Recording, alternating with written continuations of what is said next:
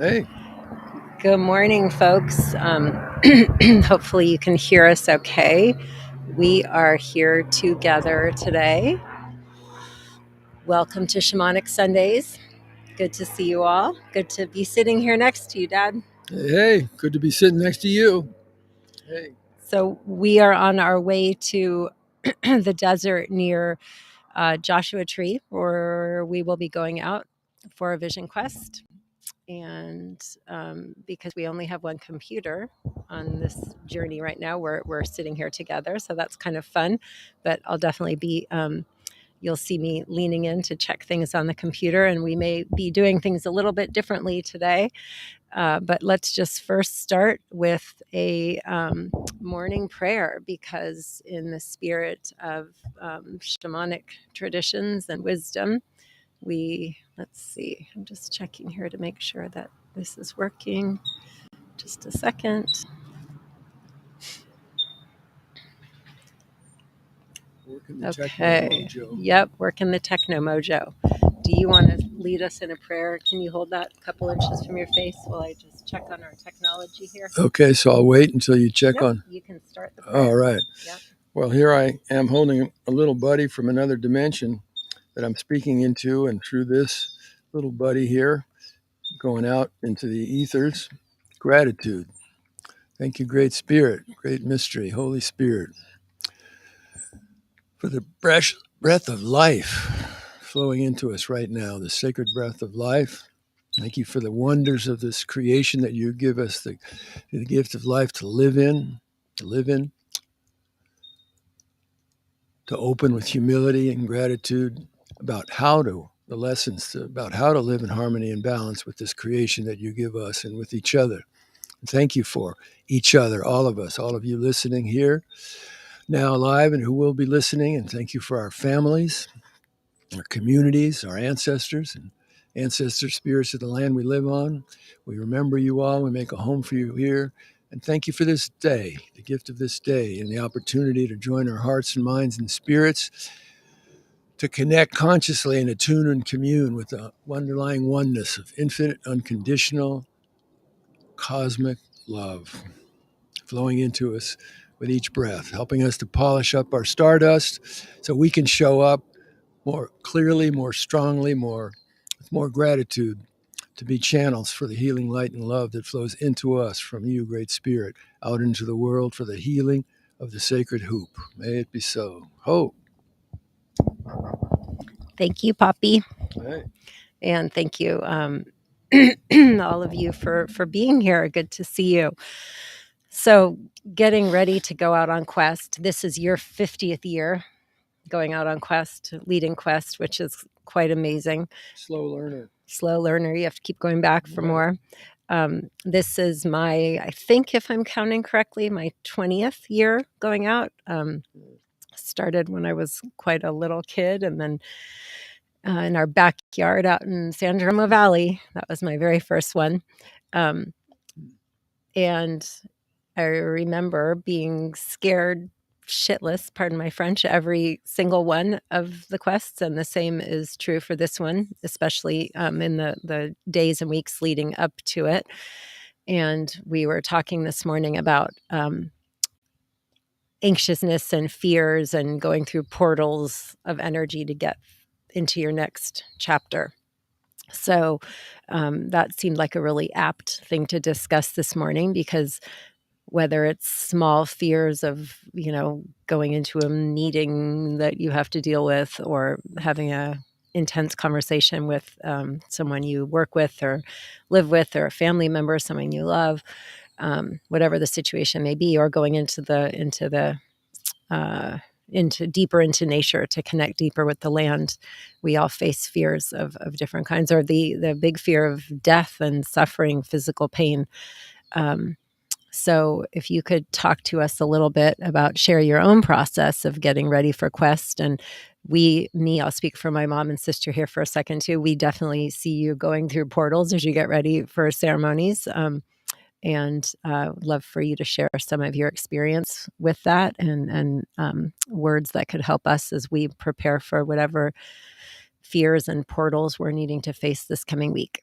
Okay. So, sound good? Sounds good. Okay. Yeah. Now, are you going to be able to hold this for a second while you talk, and then I can hold it for you as you sink in? But I just want to check our YouTube connection. Yeah, make no, I sure think I can hold the this. Yeah. friends over there are getting in. Okay. So, okay to go? Go. All right. So, I notice in my own process of getting ready for Vision Quest or Medicine Retreat that it always brings up my fears and anxieties about it. My ego mind cooks up very creatively all kinds of fears and anxieties of the worst possible things that could happen. And I have to face that. I have to, part of my process is opening to those shadow energies and giving myself permission to see and feel and experience it all.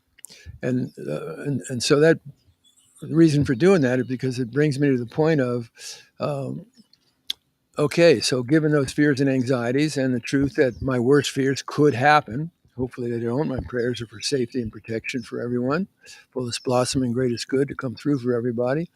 But outcomes aren't in my hands, that's in the mystery's hands, so I don't know. So in that uncertainty, and with anxiety and fear, I have to face all of that and the feelings that come with it and all the energy effects of that in me. And it brings me to, by facing it, accepting it as a possibility, it brings me to looking at, okay, so given that possibility, what, if anything, do you have faith and trust in?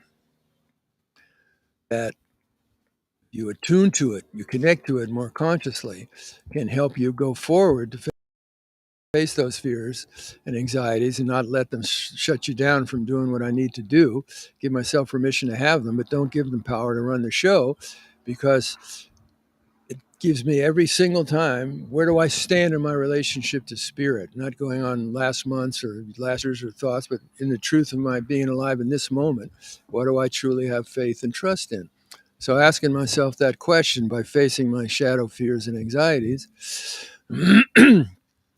brings me into that deeper place of, well, what is the truth? Do I believe in such a thing as the Great Spirit or not? Am I just fooling myself? Or so it gives me an opportunity to explore my faith, my living faith in the moment, and see where it's at, take its temperature, so to speak, and and that always brings me to uh, the daily reinforcement I get from Mother Nature and the expressions of Mother Nature, the rising of the sun, Father Sun coming up every morning in the east and bringing that power of illumination to cut through darkness, reminding me of the power of light to cut through darkness. Oh yeah, right. And to go outside and charge my batteries up with that life-giving stardust, polishing my stardust to charge my batteries and give me strength and energy for the day, and faith and trust in the greater wisdom powers, cosmic powers of the universe that have been working for billions of years and are working right now. And then I walk around and to the directions, give thanks to the directions, and I see the different plants, and every day how they're a little bit different, and the little buds and the blossoms and the flowers, and in the spring equinox coming up here in 2 days, rebirth of new life. It just fills my heart with joy and fills my mind and my consciousness, my being, with amazement at the manifestation of the creative wisdom power of the universe, just bringing forth new life and fantastic colors and shapes and forms and expressions. And it just every single year, spring comes, it blows my mind. So this doing that, my Thanksgiving prayers, connecting through those prayers with the powers of the medicine wheel and above, below, and the central force of no thing. Everything comes from no thing, from the infinite mystery of spirit. Strengthens my faith and trust. Yeah, the universe is working. It's all working. Mother Earth working beautifully when we don't fuck it up. And part of the consequences of the ways we've lived in the Western world and like cancer spread around the world is living not in harmony and respectful humility relationship with the way Mother Earth works, but instead exploiting, taking, raping, just like in a cannibal way. Just as long as I get mine, it doesn't matter what happens to anybody else. And so all of those challenges that we're facing now, and the violence in the world, and the injustice, and the prejudice, and the racism, it can be so overwhelming. so hurtful and doesn't need to be. So how to strengthen my faith and trust in spirit and the power of the North, remembering that spirit's present in everyone and everything and everywhere and all the time, reminding myself by when I go to the North and connecting with that wisdom. That's true wisdom. So within that wisdom is the understanding that in spirit's presence in everyone and everything, and it's always seeking to work for bring through fullest blossoming greatest good, no matter what the challenge is. And the reason we're alive and living in this time of challenging so many challenges in the world and in our lives personally and in the whole planetary field is that we're all here with purpose to show up, polish up our stardust, and connect with the gifts that spirit gives us, the medicine gifts that spirit has placed inside of us, that it's on us to develop and nurture to fullest blossoming and greatest good. But in so doing, that's how spirit wants to use us to help heal the root causes of the wounds of the world that lead to the violence and prejudice and injustice, to help us show up to do our part, starting with inside of ourselves, to wake up, remember the truth of who we are, wake up, wise up, to remember, connect, and understand Allaha, sacred unity that we live in, and the connection of our deepest being to infinite, unconditional field of cosmic love,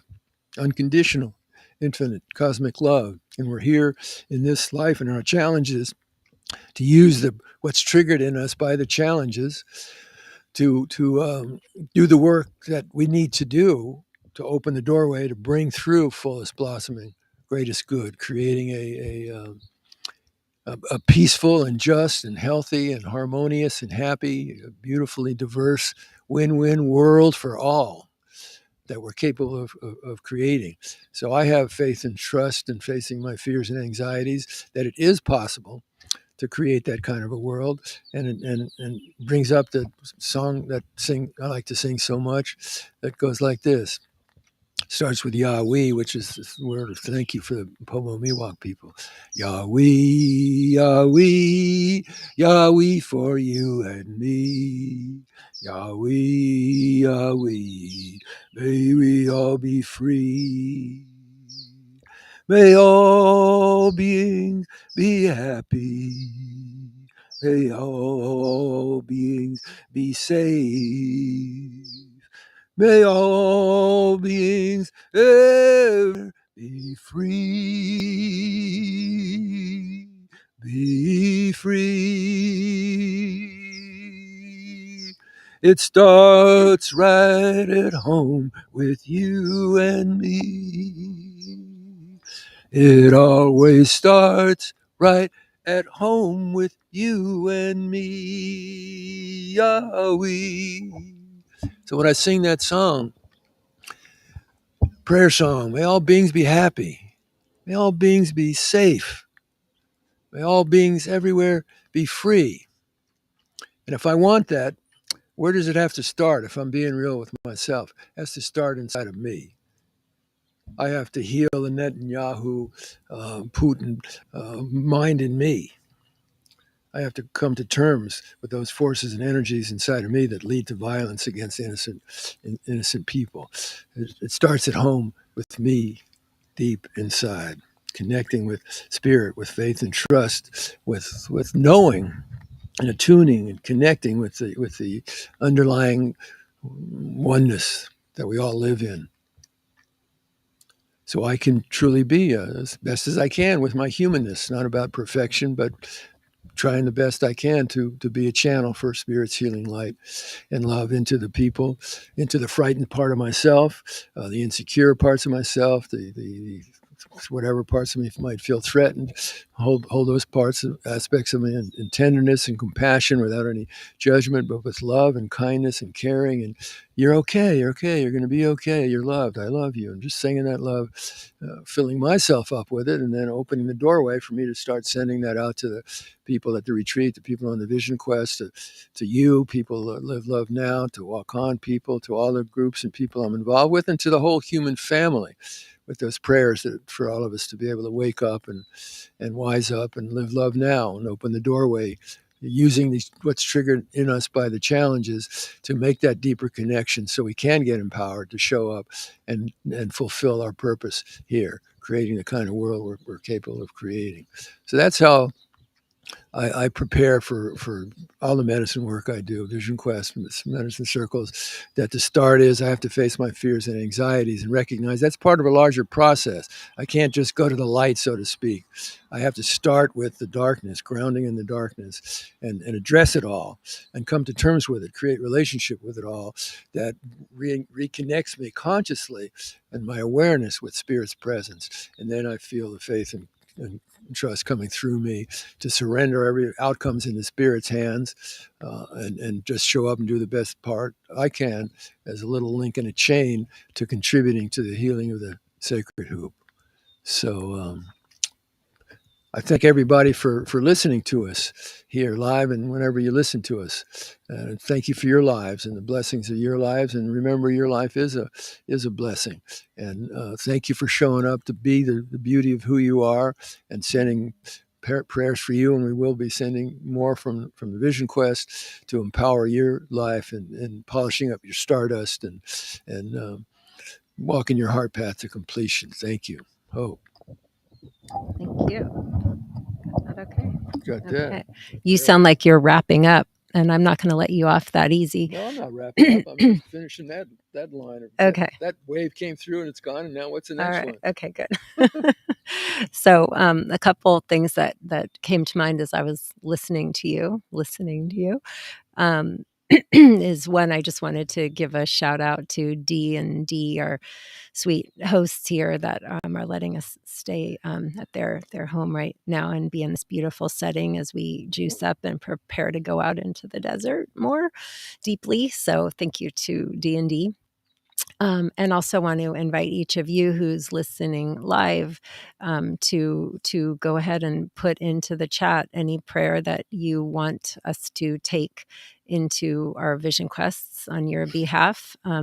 Generally speaking, we'll be praying for all of you and sending so much gratitude for you and the work you do and sharing in not just our human family, but all beings family. We're honored to be sharing this journey with you. So thank you. But if you have anything special you want to share, feel free to put it in the chat. So those were two things that came to mind. And then you talked about in order to be ready, you have to start in the darkness and ground in the darkness. And I'll just speak for myself.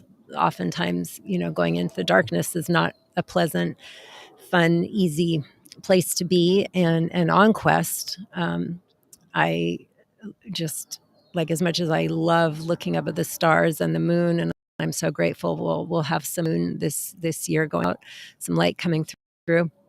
But as that sun sets, and no matter how beautiful it is, and I'm giving thanks for the day, I'm also keenly aware of the darkness coming in, the night, and preparing to be out on the land by myself during solo time. And that darkness takes on a whole new meaning when you're out by yourself.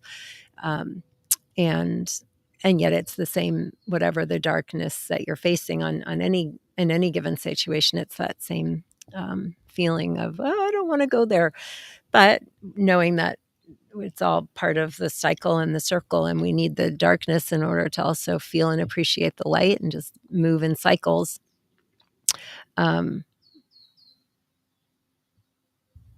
Just if you could share a little bit more about like that grounding in darkness that you shared, and tools for us to specifically. I'm remembering that last week we asked you to think of something that you might want to dream into this week, and as spring comes and you have this new chapter in the cycles of nature coming up. So a couple more tools, maybe a visualization about grounding in the darkness as we dream into what we are called to dream into for this spring. Sound good? I don't know why I leaned away. Okay, here we go. Thank you. Grounding in the darkness. I remember when we moved to Forest Knolls when you were, I don't know, 2 years old or something like that, out in the country. And up to that point, I guess I was 24 then. I realized I was still frightened of the night. I was frightened of the night. And I realized I need to befriend my relationship with the night and the darkness. And where we lived in rural uh, San Geronimo Valley at the time, there was mountain lions and bobcats that went through there and rattlesnakes. And so I realized I need to learn how to get comfortable being in the darkness at night, going out there in the yard, in the wildness of our yard, so to speak. Uh, and as with all darkness, however it comes, from our shadow, our fears and our anxieties, and through our dreaming. Um, One of the things that happens to me in the darkness of the night on Vision Quest is always one night where 50 years, 49 years, I have some horrible nightmare comes to me.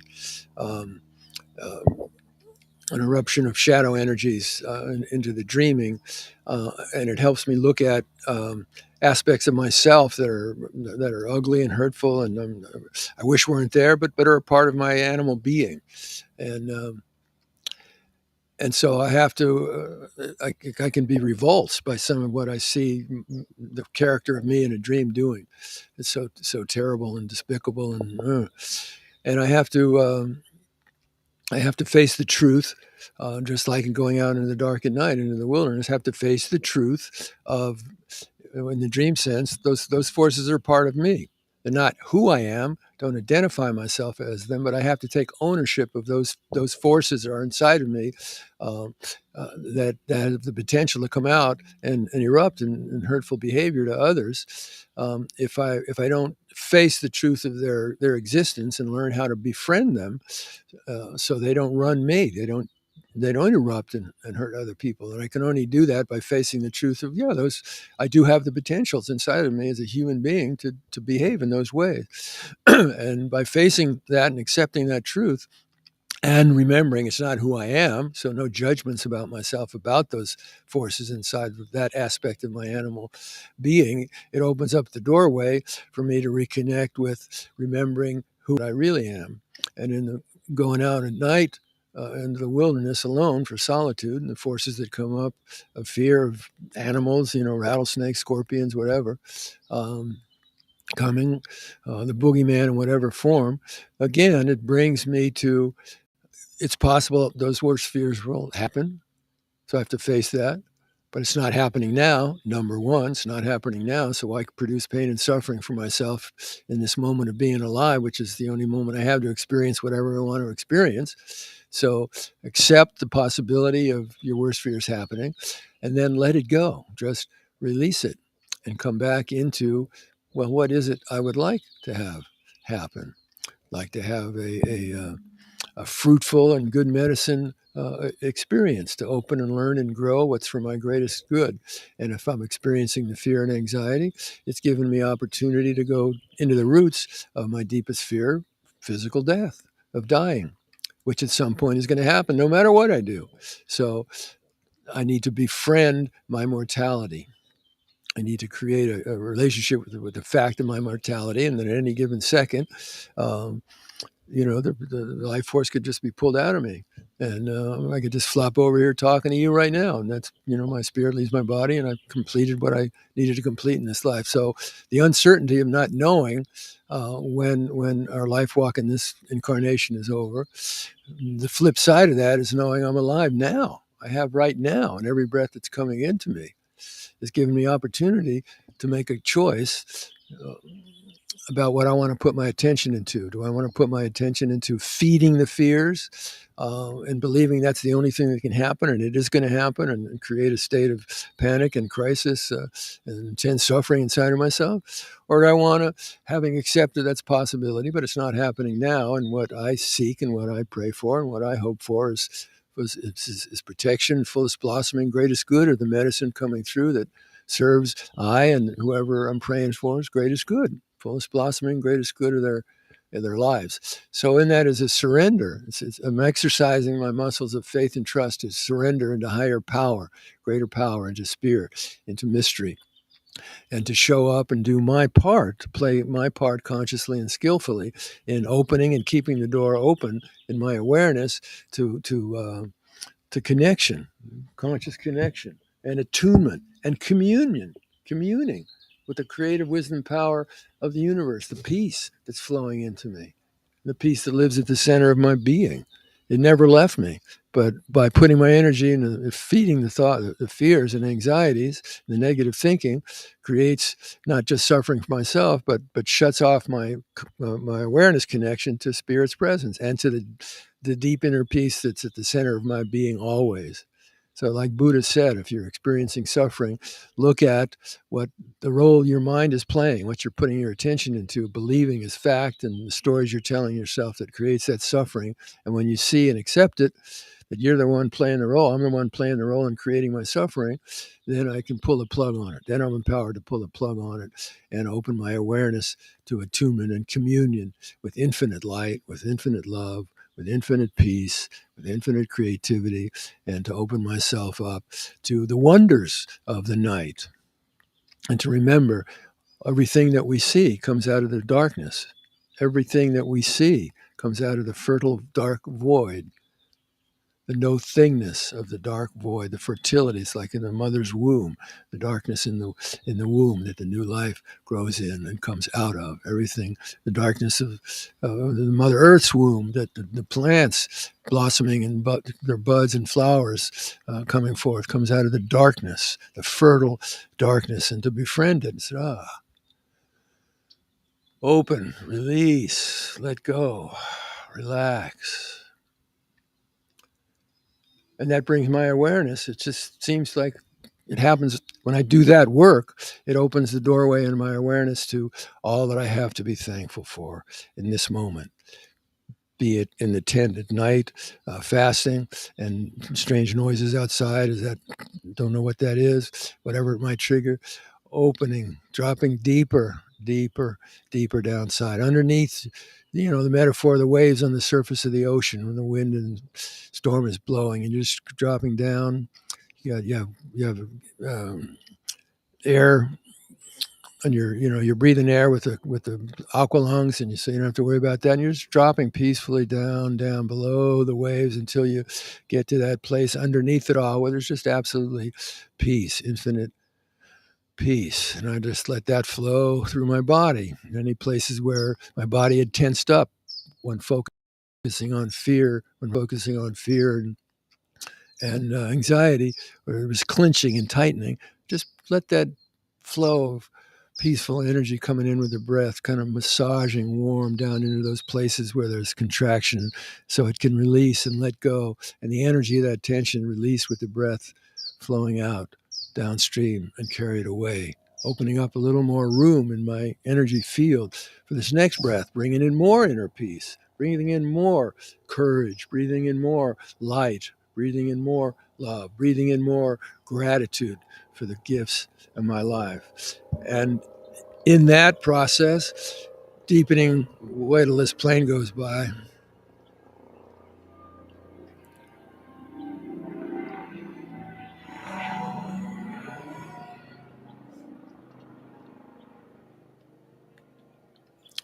That plane going by itself a reminder that Kimberly and I could sit here and not worry that bombs are going to be dropped on us. And not everybody in the world can sit under the noise of that plane coming and not be fearful that a bomb's going to be dropped on them, because it is. So it brings me into that awareness that everybody doesn't have the privilege that I have to be able to sit safely in this beautiful setting and peaceful setting. Not everybody in the world has that. And so that opens my heart through the pain of knowing that people are suffering, innocent people, grandmothers, grandfathers, children, mothers, fathers, brothers are suffering.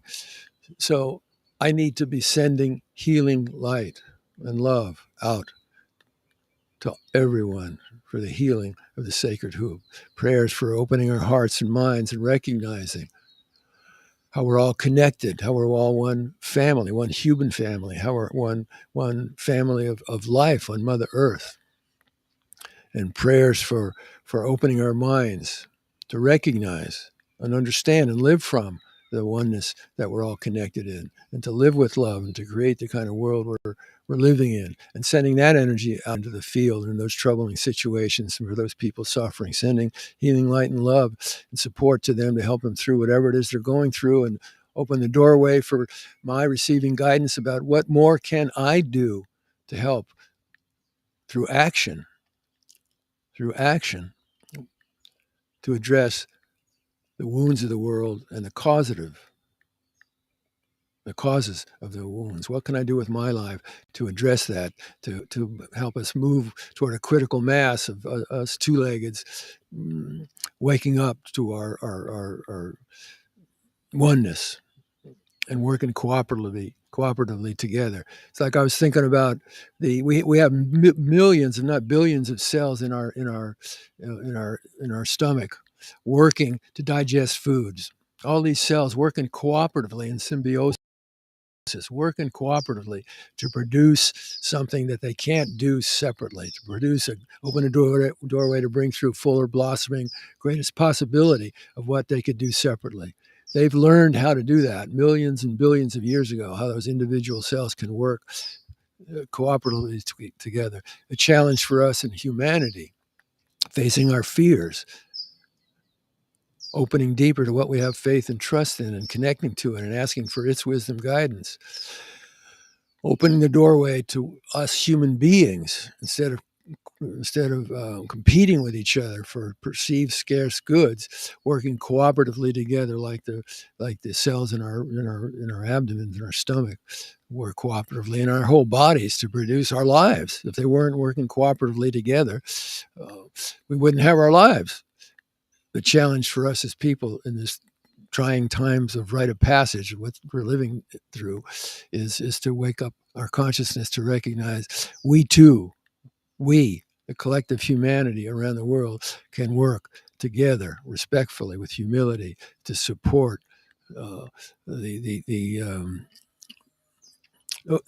open the doorway of possibility to manifest the kind of world we're capable of creating. And that's a challenging test we're all faced with now. And it starts with facing our fears, our greatest fears, and exploring what we have faith and trust in. And then the practices, doing the practices that work for you to attune with that greater presence, the creative, activating wisdom, power, infinite love, creativity flowing into us with each breath, and to move from it's all about me to recognizing it's about we, and it's about thee, the source from which all comes from, the great spirit, and humbly respecting well to the wisdom guidance about how to create the kind of world, peaceful and just, beautiful, that we're capable of creating. But it starts with facing the challenges of our fears and anxieties. So may we all grow stronger with faith and trust, strengthening our faith and trust muscles in exploring and connecting with what we have faith and trust in. And if you think to yourself, if the thought comes up from a scared and wounded place, well, I don't have faith and trust in anything. I'll just share one fact to kind of seed the growth of greater faith and trust in you. And this great spirit knows what she's doing. Tomorrow, you can put money in the bank. Father Son is going to come up in the east and bring new life to Mother Earth. Hope.